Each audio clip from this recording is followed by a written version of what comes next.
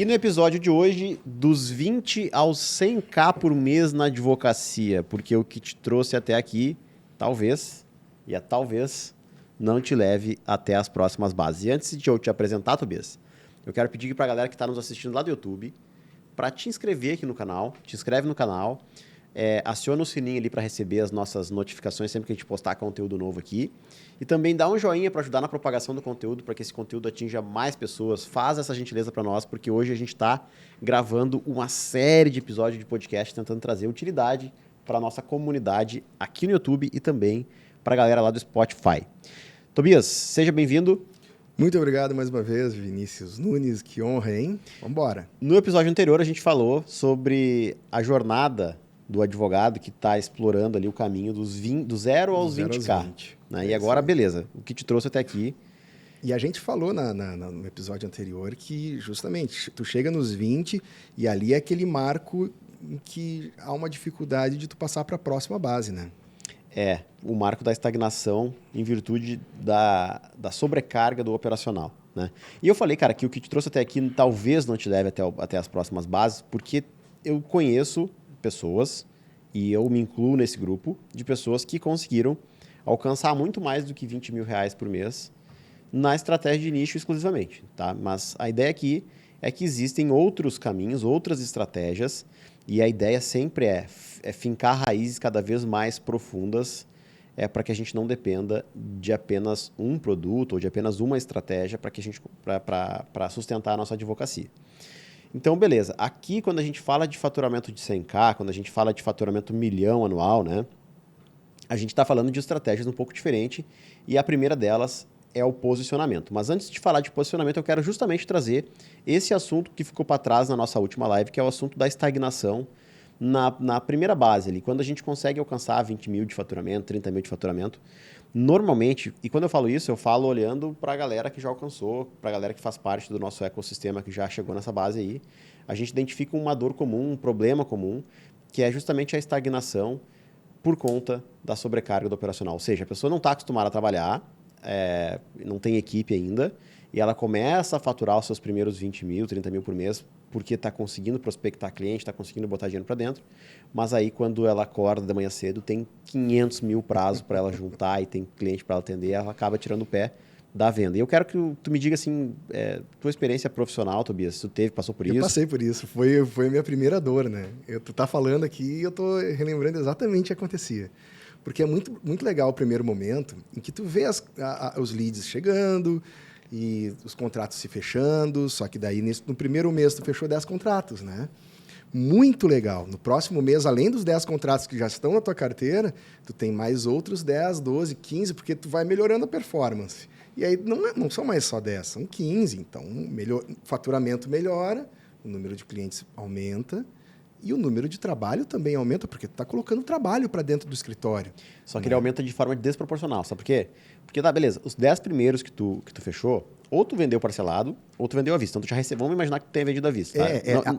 Não é o que acontece, mas... porque na verdade é uma possibilidade, né, de tu vender a prazo. Mas tem muita gente que põe tudo à vista e consegue capitalizar todo isso aí na entrada. Só que é o seguinte, tu ganhou tua grana, acabou. Mas o trabalho ele é continuado. Continuado a longo time. Tu pensa lá, se tu fecha durante um ano 10 processos por mês, tu vai ter 120 processos, mas tu vai continuar tendo 20 mil por mês. Exatamente. Então, ela é desproporcional. Totalmente. E aí, isso acarreta o quê? Acarreta um problema de estagnação. Tá? E é justamente isso que a gente tem que combater na base 2. Tá? Que é a ideia da gente resolver esse gargalo aqui. Como é que resolve? Contratando. Não tem outro jeito. Não tem outra forma. A gente pode até fazer uso de algumas ferramentas, automações, algumas ferramentas que vão nos proporcionar ali uma gestão melhorada, o que vai desonerar a nossa agenda para a gente conseguir trabalhar um pouco mais, cara. Mas a grande verdade é que se a gente analisar do ponto de vista da operação ali, não é sustentável. Porque sabe por quê, cara? Beleza, tu vai continuar um burnout violento ali, trabalhando 16 horas por dia para não contratar ninguém, mas chega um dia que tu vai adoecer. Pode acontecer. E aí, acabou a tua operação. Não tem mais. E aí, como é que tu vai faturar? Você não tem como vender. Então, a ideia é, cara, ganha os teus primeiros 20, mas entenda que esses 20 é da mesa.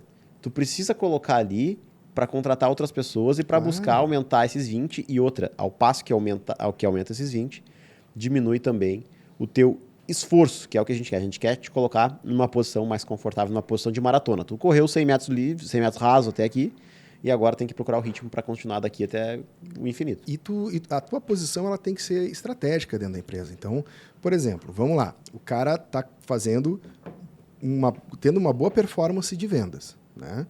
Certamente, no primeiro mês ele foi melhorando, no segundo mês já atendeu melhor, já viu que a sua performance melhorou, no terceiro mês ele já está mais confiante, né? E dali em diante, geralmente, no terceiro mês, quando ele já está mais confiante, ele já começa a sentir o peso no ombro do operacional. Neste momento é o momento que ele tem que contratar. Se ele não arrisca em contratar, e arriscar porque a pessoa vai estar com medo de contratar, porque não sabe qual é que é o fluxo de futuros trabalhos, e esse é o maior erro, é o medo, as pessoas têm medo de contratar e aí não contratam. Contratando tu vai poder estar mais livre para fechar contratos. E é isso que importa. Tu vai fechando contratos e vai trazendo um operacional qualificado para dentro. E aí tu só vai fazer no final do teu dia uma gestão de observação. Ok, essa peça está legal, essa peça não está legal, gostei aqui, não gostei ali, até chegar o momento que tu nem vai precisar mais fazer isso, porque o escritório vai andar sozinho, tu vai ter confiança nas pessoas.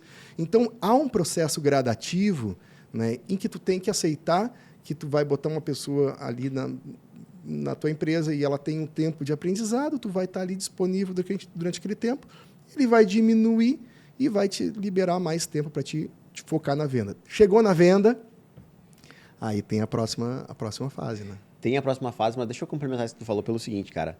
O processo de contratar, de selecionar alguém, ele é um processo muito difícil, tá? E aí, eu não sou a melhor pessoa para falar disso, porque eu não domino as técnicas de seleção, por exemplo.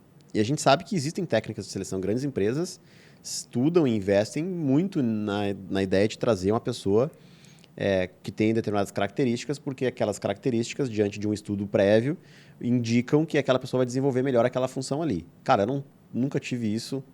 E as nossas contratações foi assim, cara, eu só tenho um critério, tá? E eu não estou ensinando ninguém aqui, eu tô falando sobre a minha história. Feeling. Cara, eu sempre tive um critério para escolher. Eu divido em duas partes. A parte operacional e a comercial. Se eu preciso de alguém para o comercial, essa pessoa não pode ser uma pessoa tímida, não pode ser uma pessoa retraída, ela tem que ser uma pessoa comunicativa. Esse é o critério.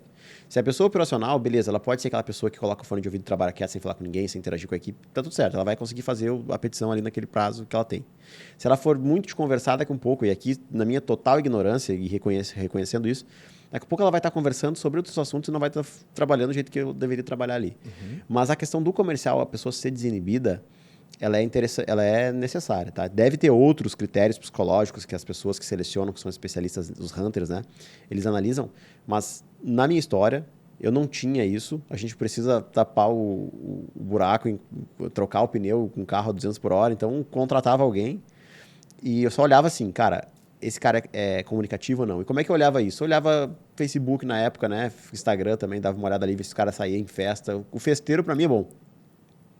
O festeiro, para mim, é bom porque, normalmente, o festeiro é o cara desinibido. É o cara que tem grupos de amigos, né? Tu vê ali se ele é uma pessoa que tem amigos também interessantes, se ele é uma pessoa que, na reunião, ele se expressou bem. Eu me lembro que teve uma vez que eu fui entrevistar uma menina, cara, e tava chovendo, era inverno. E ela já chegou tropeçando e abrindo o guarda-chuva no meio da... Assim, não entendeu. Só que ela fez uma piada com aquilo ali. Tipo, eu me lembro como se fosse hoje, assim, ela levou na esportiva aquela falta de jeito dela. Né? E eu achei, essa menina que eu preciso pro comercial. Ela, tipo, não tá dando bola pra aquilo ali. Desenrola, né? Sim, não ficou vermelha, ela deu risada ali, já fluiu dali, dali nasceu um papo que gerou a nossa entrevista ali. Então, eu falei, cara, essa menina que eu preciso. É isso. Né? Que não se aperta, entendeu? Vai chegar o cliente, vai falar alguma coisa, ela vai fazer uma piada, ela vai sair, ela vai ter recurso para sair. Uhum. O cara que é tímido, que é retraído, qualquer coisinha, ele já fica ali não vai ter, às vezes não tem habilidade para sair daquela situação, né? Então, a gente precisa no comercial de alguém mais desinibido. E aí, deixa eu te falar uma coisa, cara. Eu não era assim.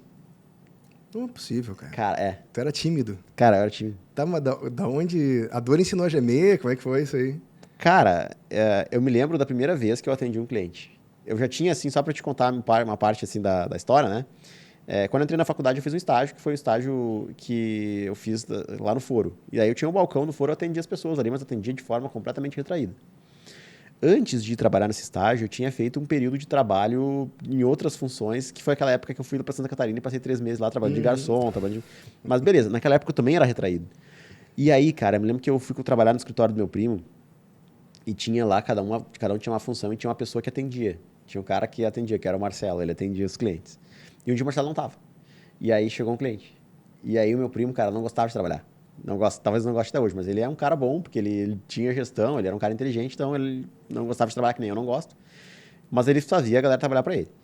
E aí chegou um cliente, jamais que ele ia atender, né? E ele me olhou e falou assim, vai lá atender o cara. Aí eu falei assim, cara, mas eu nunca atendi na vida. Ele falou assim, não, ele é uma pessoa, tu vai conversar com ele. Só que a ideia é tu vender o negócio para ele. Aí eu falei, tá, mas como é que eu vou vender? Ele falou assim, cara, ele veio te contratar. Ele veio até aqui. Aí são coisas que tu vai ouvindo na tua vida que vai fazendo sentido, né? Ele tem um problema. Ele me falou assim, isso aí eu uso com os meus alunos até hoje, o exercício do contexto, a análise de contexto, né? Ele tem um problema. Ele nos encontrou. Ele se deslocou até aqui. Ele investiu o tempo dele, investiu dinheiro na passagem, ele quer muito te contratar, cara. Vai lá e só conversa com ele. E diz pra ele que tu consegue resolver o problema dele. Mas eu consigo resolver o problema dele? Possivelmente sim. Ele falou pra mim assim, tipo, não deu uma resposta definitiva. Aí foi eu atender o cara. E era o cara, a mulher do cara e o filho do cara. E eu tinha, sei lá, uns 20 anos, 19 anos. Eu era bem gurizinho, assim. E não tinha um complexo, assim, tipo, cara, como é que eles vão me contratar? Vou fazer 36 anos, eu tenho esse complexo até hoje. Inclusive, agora a Aline trocou a foto do perfil do Instagram. Eu falei assim, Aline... Bota uma barba ali. Bota uma foto de óculos. Eu falei pra ela, bota uma foto de óculos, porque ninguém vai comprar de mim com essa cara de guri de 12 anos. Eu tenho esse complexo até hoje com 36, né? Tu imagina quando eu tinha 19. Se tu pudesse dizer que tinha 40, tu ia dizer que tinha 40 só de... E aí é uma questão que depois eu aprendi com o tempo, com bagagem, com experiência, que, cara, nada disso importa. O que importa é a mensagem. Importa, o mensageiro, ninguém tá aí pro mensageiro. Eu a mensagem é mais importante. Cara, exatamente. Mas naquele momento tu olha pra ti, é que nem gordura localizada, que só tu localiza. É total. Né? Então, assim, ninguém olha para tuas gorduras e fala, tu tem uma gordurinha ali, mas tu sabe que tá ali. Então, é uma coisa mais interna do que externa. Uhum. E aí fui atender o cara, atendi o cara. E aí, cara, é muito estranho porque, na verdade, se eu tivesse um método de atendimento, vou fazer um cálculo, tenho um roteiro de atendimento, ok. Mas eu não tinha, tive que improvisar ali. E a improvisação é que me travava. Naquele contrato ali eu não fechei. Mas daí eu pensei assim, cara, eu nunca mais vou me expor a essa situação de constrangimento, de não saber o que fazer. Então, o que eu vou fazer?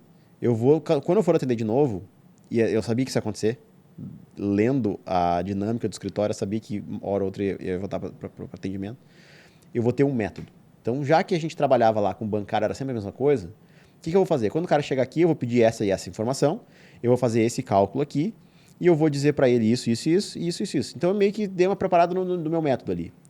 Demorou para me atender de novo, acho que foi uns 6 meses depois de novo, já não lembrava mais do meu método, mas quando ele chamou, eu falei, tá, cara, só me dá 10 minutos que eu quero me preparar.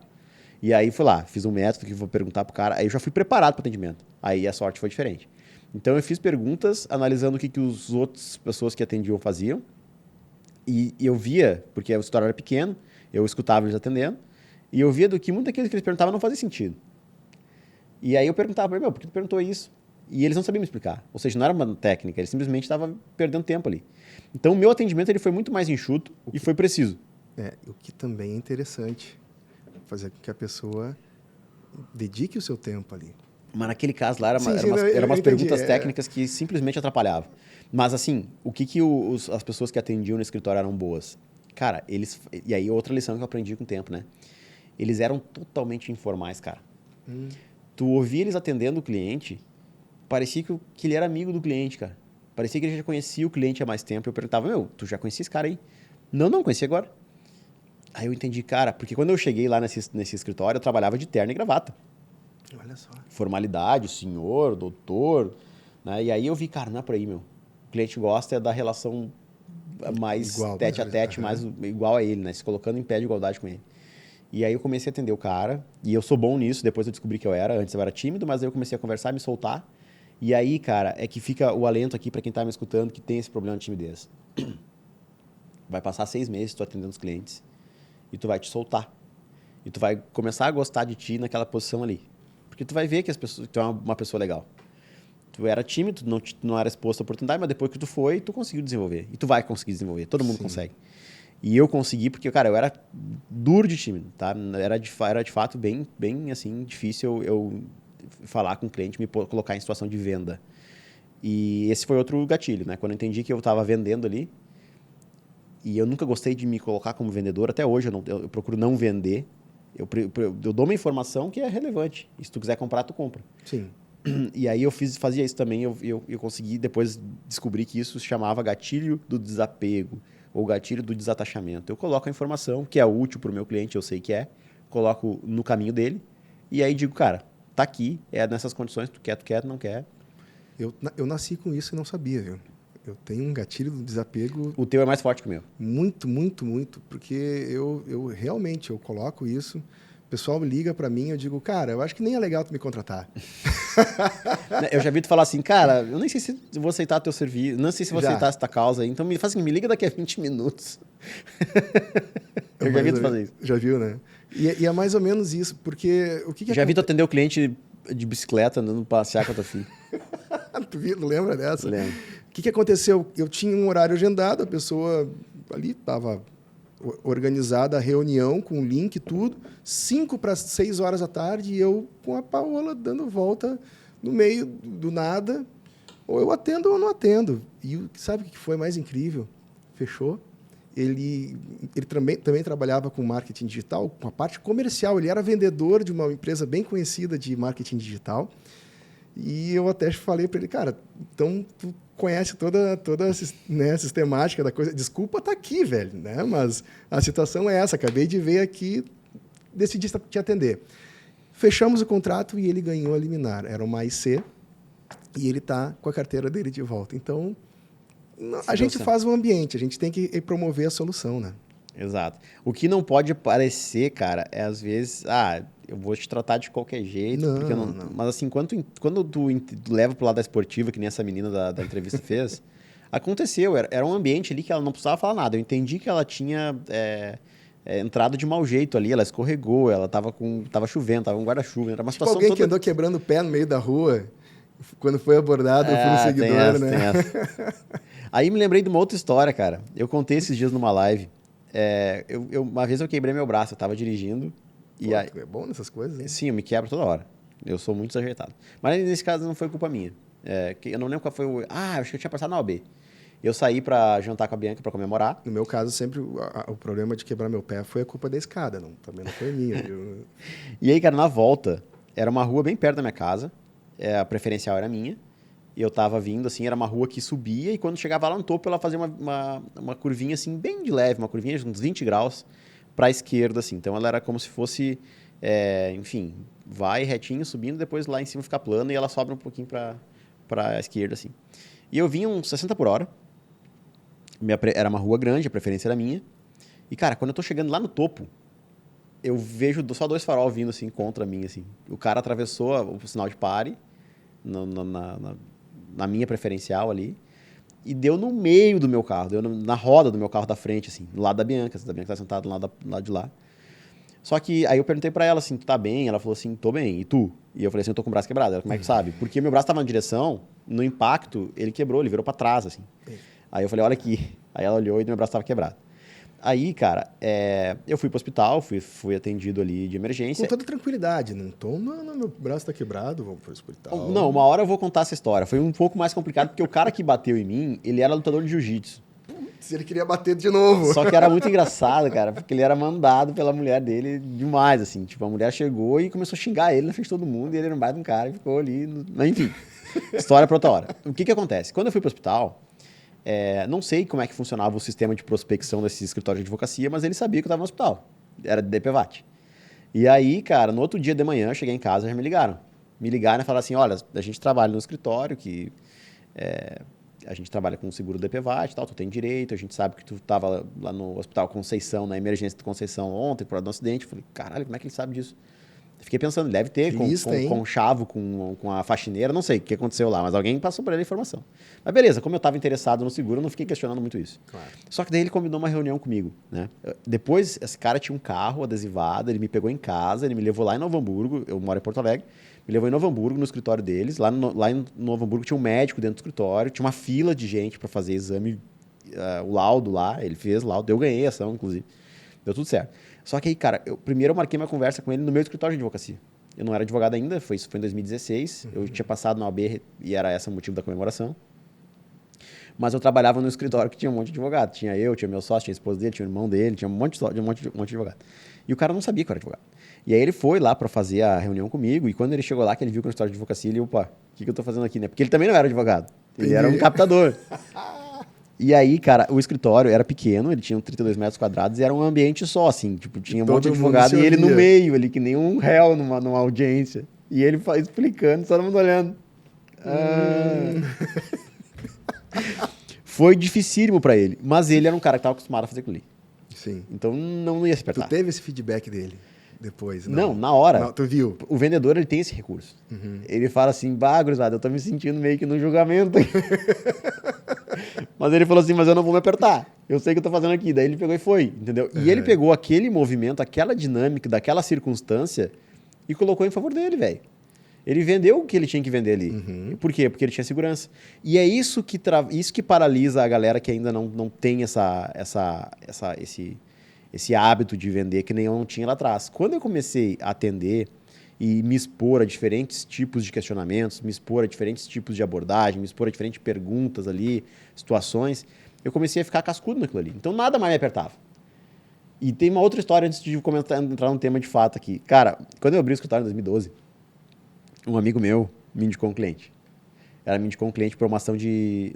Era a revisão de contrato de um veículo. Só que esse cliente, ele tinha comprado 2 carros no nome do sogro, tá? Nome do sogro.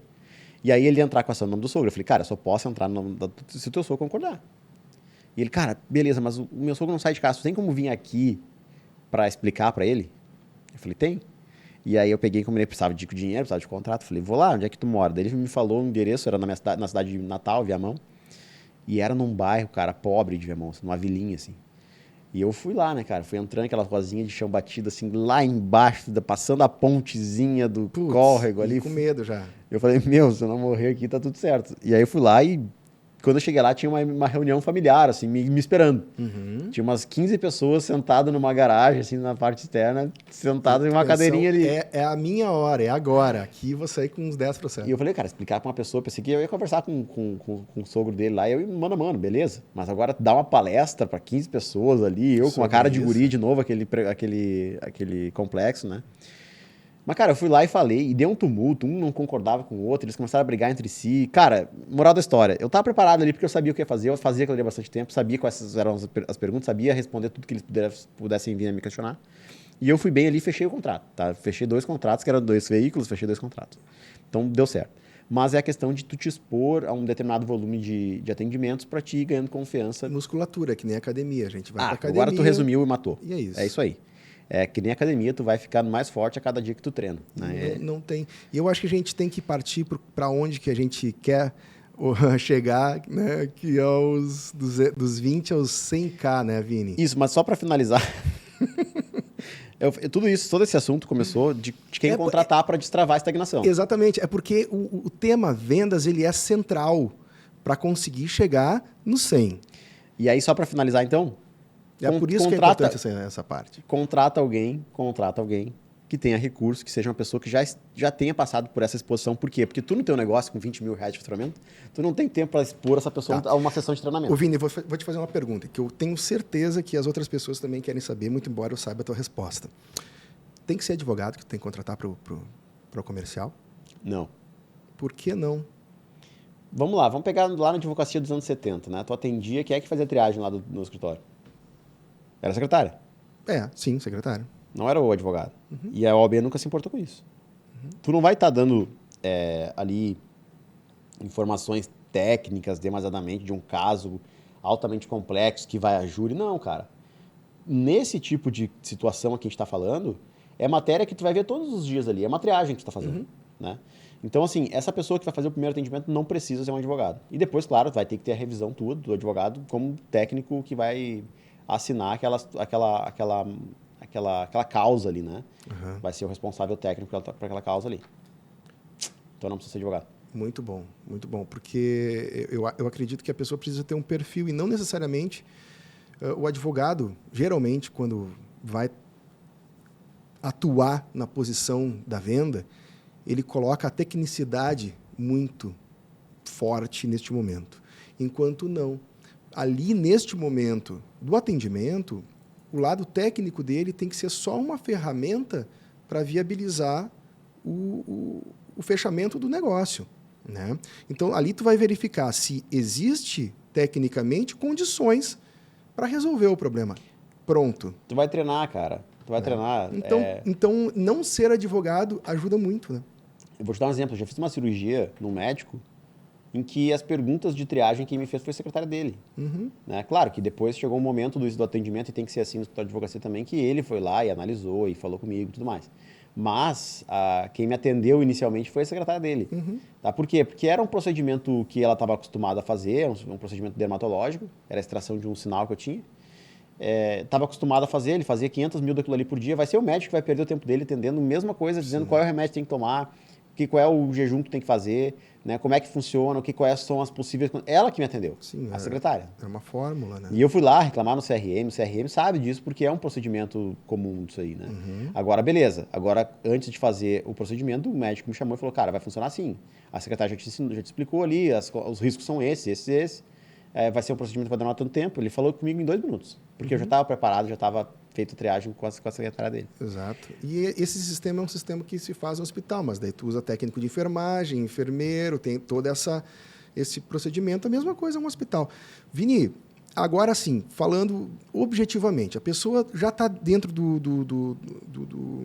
da estratégia, dos nichos, está com a sua base montada, já está recebendo 20K, está batendo, aliás, o 20K e está começando a sentir a dor no ombro do operacional. Ela quer transferir o operacional da venda. Seria legal? Seria estratégico? Não. Quer transferir o operacional das peças, né? Da realização porque ambos são operacionais, mas enfim. O operacional da atitude, da advocacia, né? Vamos lá. São essas duas frentes. Qual dos 2 pontos que seria mais importante para ti terceirizar? Qual que, em último caso, tu terceirizaria? Não, último caso não. Eu terceirizaria, em primeiro lugar, o operacional. Fazer petição, fazer protocolo, fazer cadastro, solicitar documento. Cara, o comercial, ele tem que ser a última etapa a tu terceirizar, porque o comercial é o coração do teu escritório. Se tu desassistir o comercial, se tu não proteger ele e parar o coração, morre teu escritório. Tá? Então, a última coisa que tu vai liberar é o coração para alguém cuidar para ti. Né? Então, primeiro, tu tem que estar extremamente redondo com todas as outras pontas. Tu tem que ter um volume de dinheiro suficiente para entender que quando tu passar para alguém fazer, ele não vai fazer bem feito que nem tu. E o que vai acontecer? Vai dar uma desacelerada, vai dar uma reduzida no faturamento. Tu tem que estar preparado para aquilo ali. Isso. Só que, às vezes, cara, tu tem a grata surpresa de descobrir alguém que vende melhor que tu. Só que essa pessoa só vai fazer isso se ela estiver motivada a fazer. Então, por isso que é importante tu ter ali as variáveis, né? Ninguém vai fazer só pelo senso de propósito. Ninguém vai dizer assim, eu amo trabalhar aqui. Não existe isso. Tá? Isso aqui tem estudo que prova isso aqui, que a gente precisa realmente encontrar a motivação na pessoa que está fazendo aquilo ali. Por quê, Tobias? Tem uma frase que diz que todo trabalho é voluntário. Todo trabalho é voluntário. Não importa se o cara ganha R$1 milhão para fazer aquilo ali, ele tem que dedicar uma porcentagem de voluntariedade, ele tem que querer fazer aquilo ali, para que ele consiga a melhor performance dentro daquela atividade que ele está fazendo ali. Tá? Então, assim, por exemplo, tá? Tu vai pagar lá um funcionário e tu vai destratar ele todo dia. Cara, no dia que tu virar as costas para ele, vai te dar uma facada. Tá? Por quê? Porque é voluntário, ele não quer fazer aquilo ali. Ele só quer, com perdão da palavra aqui, ele só quer te ver cair. Ele quer te fuder. E é a primeira vez que ele tiver a oportunidade de fazer, ele vai fazer. Por quê? Porque tu destrata ele, porque tu não respeita ele enquanto um colaborador daquela organização ali. Beleza, tem o extremo de não respeitar e tem o extremo de respeitar, mas não motivar. Também vai chegar um ponto em que ele vai pensar, cara, até que ponto faz sentido para mim eu estar me matando aqui para ver o cara trocar de carro lá e eu ficar ganhando a mesma coisa que eu ganho aqui, né? Então não faz sentido. As coisas precisam fazer sentido. Então, assim, se eu trabalhar X, eu vou ganhar, sei lá, 1.000. Se eu trabalhar 2X, eu vou ganhar 2.000. Opa, então eu vou trabalhar 2X. Vou trabalhar 10X, porque eu quero ganhar 10.000. Aí faz sentido. Só que aí, para isso fazer sentido para ti agora, Esses 10 mil que ele gera tem que ser proporcionalmente maior para ti. Então, digamos que tu divida ali uma proporção, aqui dando um exemplo esdrúxulo, tá? Mas não te apega você, telespectador ou ouvinte, nisso que eu vou falar aqui. Mas digamos que a divisão seja 90-10, tá? Só para te entender a proporção aqui. Tudo que ele produz, 10% ele ganha ali de variável e 90% tu ganha. Então, ele vai ganhar um fixo e mais 10% daquilo que ele faturar e colocar para o escritório. Cara, para todo 10% que ele ganha, tu ganha 90%. Só que os 10% que ele ganha é muito mais do que ele poderia ganhar no mercado. Uhum. É tipo 5 vezes mais. Uhum. Logo, ele vai ter motivação de trabalhar, ele vai enxergar que a tua organização proporciona para ele uma vida que ele gostaria e que ele não teria em outro lugar. Só que ao mesmo tempo que ele consegue essa vida que ele queria e não teria no mesmo lugar, tu ganha 9 vezes mais. É isso. É a mais-valia. Então, tu saber contratar e não só saber contratar a pessoa correta, mas também tu conseguir manter essa pessoa estimulada e dar condições, já seria um dos aspectos para conseguir passar do patamar dos 20K. E aí vai ter um outro problema, né? Sempre que ele contratar alguém, essa pessoa tem duas possibilidades, dar certo ou não dar. Uhum. E aí, cara, só vidente para saber. Ou talvez esses experts absolutos de grandes corporações consigam prever isso. Uhum. Mas o fato é que eu demorei muito tempo para ter uma equipe que eu pudesse virar as costas e eles vão tocar lá. Né? Porque estão motivados e porque tem capacidade técnica de fazer aquilo ali. Sim. E tem muito um feeling também, né? Eu acho que é muito legal isso eu aprendi muito comigo. Vou dar um exemplo, né, que tem acontecido. Eu estou com um processo seletivo agora para uma parte comercial no escritório. E hoje, fazendo a seleção, eu já estava decidido que eu iria contratar uma pessoa. E já estava, inclusive, treinando essa pessoa hoje de manhã. Chegou um dado momento, ela me falou que estava com dúvida. Estava com medo. Não, achei até bonitinho. Não, vai com medo mesmo, vamos lá, incentivando, né? Mas daí eu vi que ela continuava com medo. E aquilo era importante, aquilo estava incomodando ela. Digo, gente, olha só, me deu um negócio na hora, assim, eu pensei, olha só, eu acho que essa vaga não é para ti. E fui muito honesto com ela, e ela entendeu isso. Porque, na verdade, o que a gente está procurando aqui é uma pessoa que não tenha dúvida. E se tu está com dúvida, de repente, esse não é o teu momento. Né?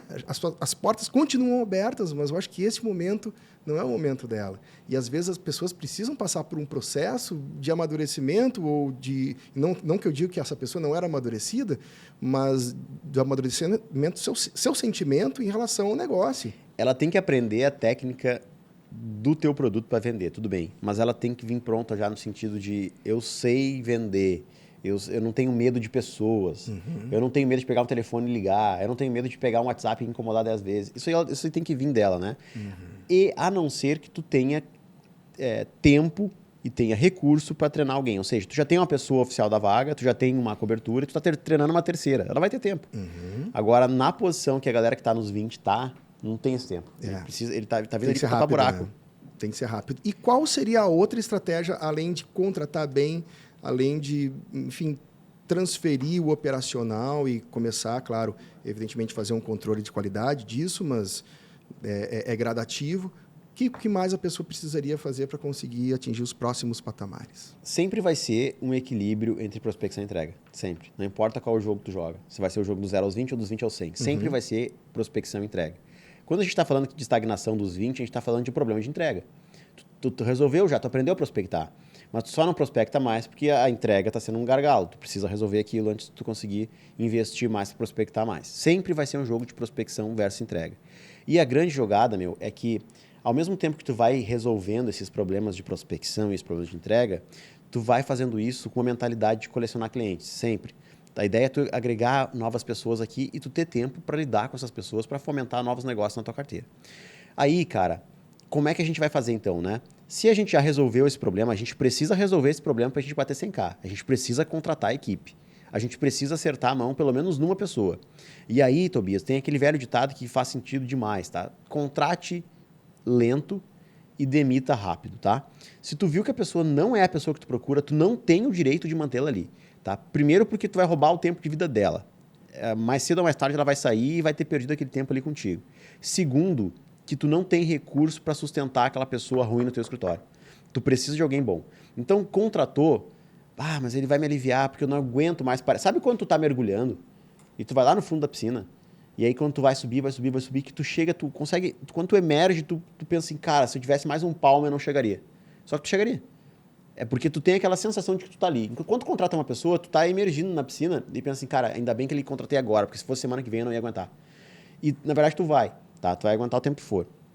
Então, traz uma pessoa pro teu escritório e aí vai passar para ela ali, tu vai entender, não vai despejar 1000 coisas nela só para descarregar aquele teu sentimento de estagnação, teu sentimento de cansaço, né? Tu vai passar algumas coisas para ela e vai ver. Será que ela tem capacidade de absorver a demanda que eu preciso? Não tem. Então, olha, fulano, eu te agradeço aqui o teu tempo, tá? Mas eu preciso, nesse momento, de alguém mais pronto, porque eu realmente não tenho tempo de treinar, tá? Tenho tempo de passar algumas informações aqui, mas treinar não tem. Então, te agradeço o teu tempo, mas eu vou precisar de outra pessoa. Beleza, seja honesta com ela, fala do jeito que fala, sem meias palavras, e vai para a próxima. E vai procurando, até que vai chegar uma que vai te surpreender. E quando ela te surpreender, tu vai saber que ela te surpreendeu. Porque tu vai pensar assim, porra, cara, essa mina é melhor que eu no que ela faz. E aí, cara, vai inverter a situação. Tu vai dizer, tomara que ela não vá embora. Tomara que ela fique. E aí tu vai procurar dentro da tua organização uma forma de incentivar ela a ficar. Beleza, ela vai chegar ali, vai se adaptar. E a gente sempre tem que se preocupar com a cultura. E eu não me preocupava com isso, eu perdi bastante tempo com isso. Então, a cultura ela é importante. Por exemplo, se tem um funcionário que chega atrasado todo dia, ele contamina a cultura de todo o escritório. E aí, tu tem que dar um jeito, cara. Ou tu demite, dá os 3 strikes, né? Dê 1, 2, 3, tchau, demite, para mostrar para os outros que aquilo ali tem uma regra por trás daquela. Embora seja uma instituição pequena, uma organização pequena, tem regras que vão pré-determinar como é que vai funcionar as coisas por ali. Porque tu tem que pensar o seguinte: é mais fácil eu deixar ele atrasar. Só que, cara, depois que virar essa cultura, que todo mundo começar a chegar atrasado, tem que pensar que cada hora que o cara não tá ali, é dinheiro teu que ele tá roubando, tá? Porque tu tá pagando a hora cheia e ele não tá trabalhando a hora cheia. Então, quando é tudo bem, matematicamente falando, é sustentável. Agora, quando é 5, já começa, né? Esse roubo já começa a pesar. A cultura ela começa a ter feito num patamar até um pouco posterior aos 20K, não é? Eu acredito que está ali a partir dos 60, quando já tem uma equipe 60, 80, 100, ali tu já tem uma equipe de 3, 4 funcionários e aí a cultura, eu acho que ela começa a ser um fator essencial para te manter, ter a base daquela estrutura, né? Sem cultura, aquela estrutura se rui. Eu vou te falar outra coisa, tá? Aí, dando a minha... Já dando esse salto, né? Só para identificar. Mas exatamente, pode falar. Exatamente. Dando a minha referência aqui de números para a galera entender. Eu, quando tinha 20 mil de faturamento, eu já tinha 3 funcionários. 20 mil de faturamento. Mas por quê? Porque eu venho de um custo de vida pessoal baixo. Eu era obrigado a ter um custo de vida baixo. Eu não tinha condições. Eu tinha que ter um aluguel baixo que eu dividia com a Bianca. E, além disso, eu não tinha carro, eu não saía. Uhum. Eu estava focado 100% no meu projeto ali. Então, eu tinha um custo... Eu podia dividir 20 mil com 3 pessoas. Pagar salário para 3 pessoas e sobrar pouquinho. Porque eu tinha o custo de vida... Meu custo de vida baixo me permitia isso. E aí, fico alento aqui para quem tem pai e mãe, que mora com pai e mãe ainda. Não tem nada de errado com isso. Eu, se pudesse morar com a minha mãe até os 40 anos para ela passar minhas roupas e dar comida para mim, tá ótimo. Não tive isso na minha história, mas né, foi bom por um certo lado. Mas se tu tiver, aproveita isso. Pega esse teu dinheiro que tá ganhando aí e contrata equipe, cara, porque isso não vai representar uma não estagnação quando tu chegar num volume de processo, num volume de contrato de serviço maior, tá? Então, 20 mil já tinha 3, para referenciar a galera ali. Uhum. Que tu está ganhando 20... Ou seja... Quem tá ganhando 20 mil e não tem funcionário ainda... Eu tô pensando na minha régua, cada um tem essa régua, né? Eu penso assim, que o objetivo, tu tendo 3 funcionários, independente se é 20 mil que tu ganha, 100 mil, 80 mil, a cultura vai começar a fazer diferença a partir dos 2 funcionários. Aí e agora tu falou uma coisa que... E a cultura, a cultura, para mim, é o reflexo de quem contrata, do patrão.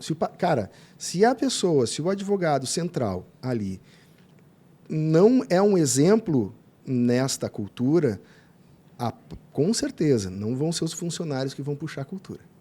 Sim. E aí, cara, o que eu ia te falar é o seguinte. No meu caso, aconteceu um erro ao contrário. Eu contratei demais.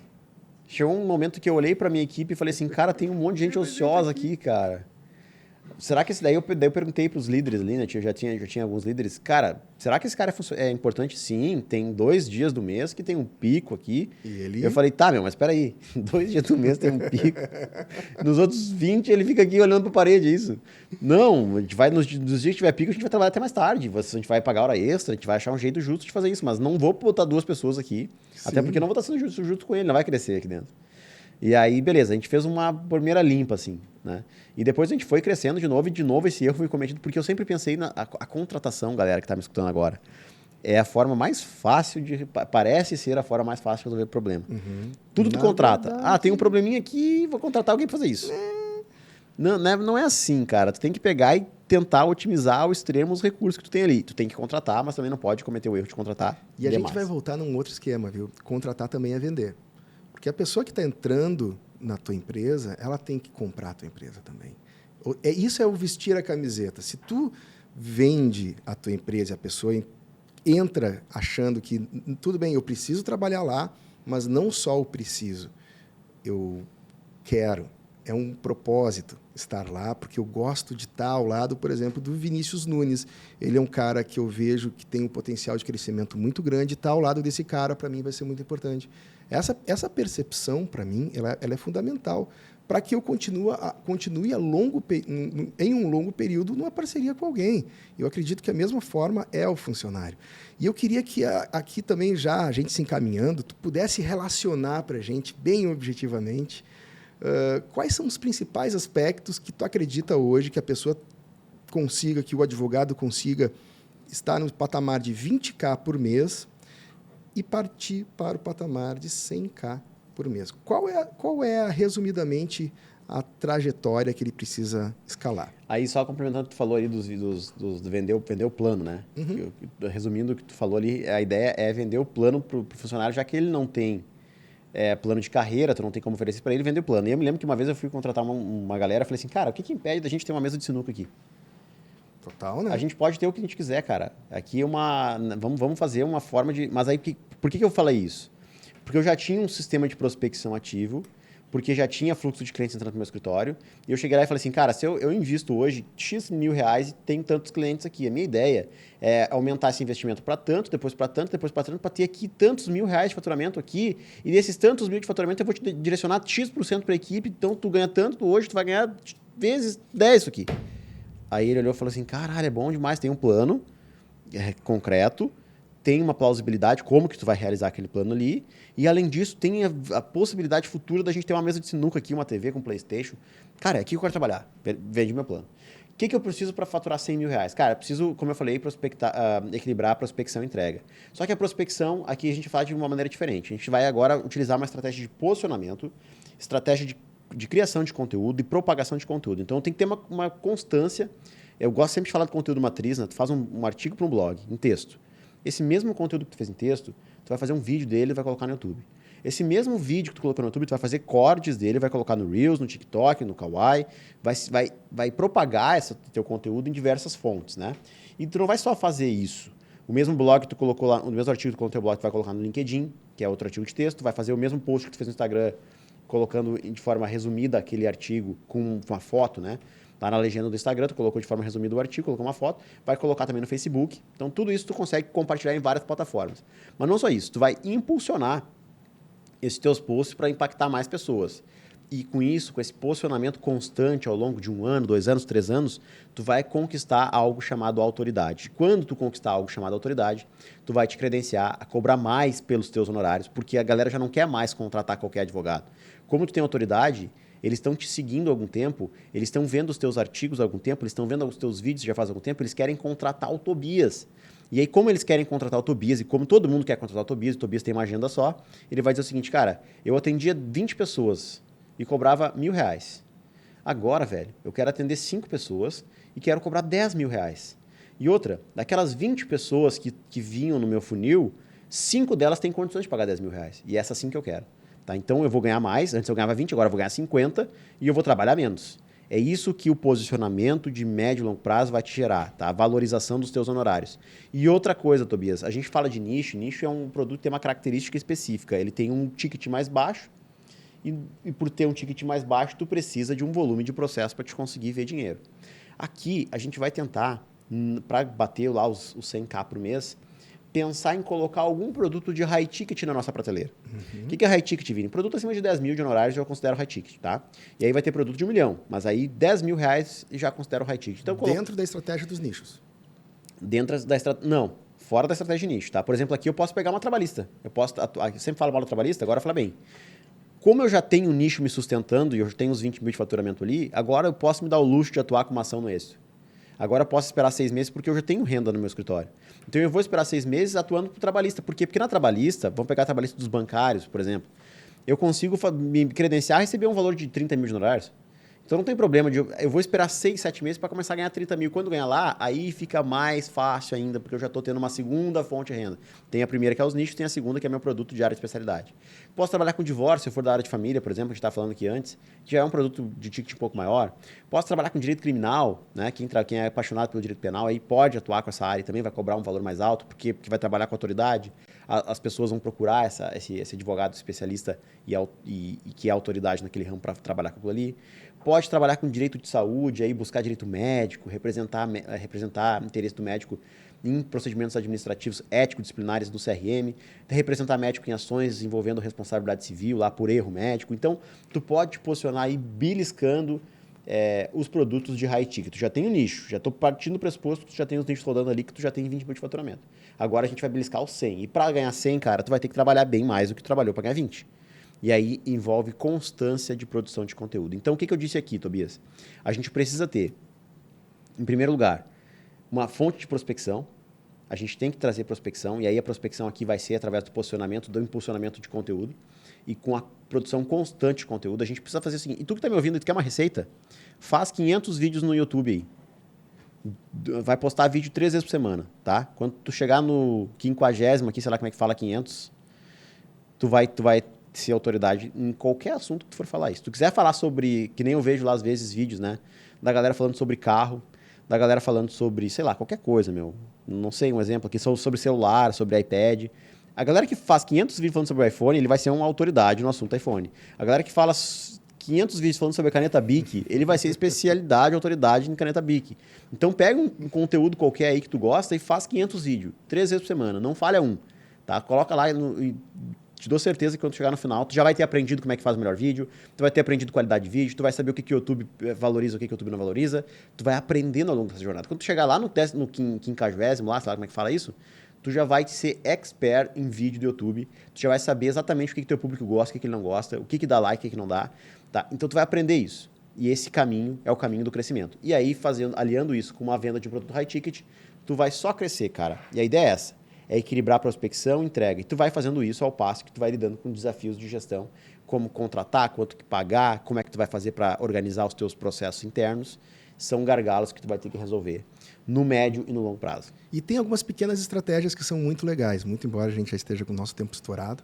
E eu acho muito legal a gente poder também falar sobre isso, mas investir em network é fundamental também para, dentro de uma estratégia off, tu criar uma rede de contatos que também vai te dar um amparo de muito maior valia no quesito de honorários, né? Como é que tu trabalha essa questão de network? Qual é a tua perspectiva com relação a isso? Honestamente, eu deveria trabalhar mais. Tá? Eu não trabalho isso. Dizem que informação é poder, né? E tu ser um cara bem informado, se tu conhecer as pessoas certas, tu ser um cara político. E aí que entra o meu gargalo. É uma questão pessoal minha. Eu não sou um cara político. Eu não gosto de falsas relações, sabe? Mas é algo que a gente pode, daqui a um pouco, fomentar as verdadeiras relações. Exato. Né? Tu não precisa ser uma pessoa... E aí eu tô aprendendo a fazer isso, tá? Mas networking, cara, é uma moeda eterna, né? Se tu conhecer as pessoas certas, se estiver dos grupos certos... E grupo certo, por exemplo, tu vai estar na associação do não sei do que lá. Né? Por que as pessoas se associam a essas coisas? Né? No Rotary, por exemplo, né? Na maçonaria. Por quê? Porque eles vão estar em contato com pessoas que têm ali um poder aquisitivo um pouco mais alto.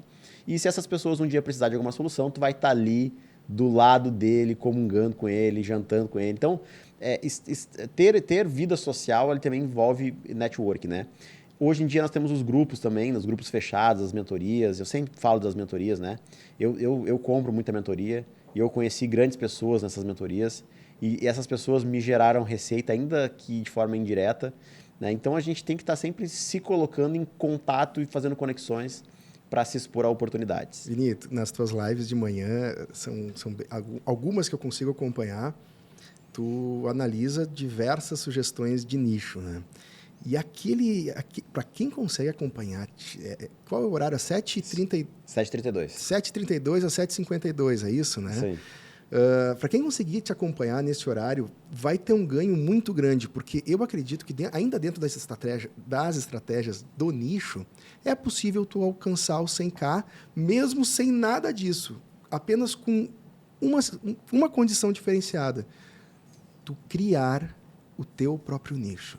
Aí tu vai navegar em mar azul. Tu descobriu um produto inexplorado, né? Tem chance. Eu peguei o nicho mais concorrido do mercado e faturo 300 mil reais por mês com ele. Com eles, né? Que são trânsito e bancário, hoje são os dois nichos que a gente atua. E cara, pra te ver que tem como. Agora, imagina tu pegar eu invisto um balaio de dinheiro em tráfego também, tá? Mas imagina tu pegar um produto que não tenha concorrência. Tu vai pegar um produto ali que seja um produto que tenha o lead mais barato possível. O clique é barato, logo a conversão é barata também. Logo, o CAC é barato também. Então, tu vai pagar menos, vai ter mais volume de clientes e por ser um oceano azul inexplorado, tu vai fechar contratos de braçada e tu vai conseguir chegar no faturamento de 100K com o nicho, tá? Mas não vai conversar com o teu propósito de longo prazo. Então, a ideia já que tu quer a longo prazo também, ainda que tu não queira agora, confia em mim, tu vai querer uma hora. Então, tu já começa a trabalhar isso. Escolhe uma área de especialidade e começa a produzir conteúdo, cara. Planta a semente do longo prazo. Pensa o seguinte, daqui a 3 anos eu vou estar bem. E 3 anos passa rápido pra caralho. Só pra te dar um exemplo, a gente tá gravando esse episódio hoje, que é dia 14 de março. Aniversário do meu pai, parabéns, seu Falcão. 14 de março. Olha só, cara, que loucura. Parece que foi ontem o Réveillon. Verdade. A gente já tá entrando pro 4º mês do ano, 1/3 já foi. Então, olha como passa rápido. Se tu pensa só no dia de hoje, tu vai pensar no dia de hoje a vida inteira. Para por um momento e quebra a roda. A partir de agora, tu vai pensar daqui a 3 anos. Pronto. Sabe que eu fiz isso só pra finalizar aqui, eu fiz isso com a academia, né? Eu não quero mais treinar pra ficar forte em 1 ano. Eu quero treinar para ficar forte em 4 anos. Para ficar forte em 3 anos. Beleza. Ou para ficar saudável, não sei. Mas eu quero... Agora me desapeguei. Eu quero simplesmente fazer um projeto de longo prazo. Eu quero realmente conseguir a estabilidade nisso aí. Porque eu sempre fico magro, fico gordo. Fico magro, fico gordo. Por quê? Porque eu treino durante um tempo, 6 meses, emagreço, depois paro de treinar e engordo. Então, a ideia é longo prazo agora. Muito legal, Vini. E aí existem outras inúmeras estratégias que podem ainda ser aplicadas, né, neste universo da advocacia para a gente sair dos 20K e ir para o 100. Mas eu tenho certeza que, se tu pegar uma delas, qualquer uma só, tu já vai para o próximo patamar, né? Cara, é isso só para resumir tudo que a gente falou aqui, tá? Prospecta cliente para nicho até os 20K e depois tu vai escolher uma área de especialidade. Se tu quiser fazer isso antes, já faz para ganhar tempo. E vai produzir conteúdo de forma constante e vai impulsionar os conteúdos para atingir mais pessoas. E enquanto tu vai fazendo isso, tu vai te preocupando com o equilíbrio da entrega. Vai contratando gente, não vai ter como tu chegar num faturamento alto, pelo menos não de forma saudável e de forma sustentável, sem que tu contrate equipe. Faça isso, faça boas relações, invista em networking e também não tire de vista os produtos de high ticket. Fazendo isso, no brevíssimo prazo, aí, máximo 2 ou 3 anos, tu vai estar beliscando os 100K por mês. Muito bom, Vini, muito legal. E aí tu vai encontrar teu amigo juiz aquele no supermercado, tu vai dizer pra ele, cara, e aí como é que tá as coisas?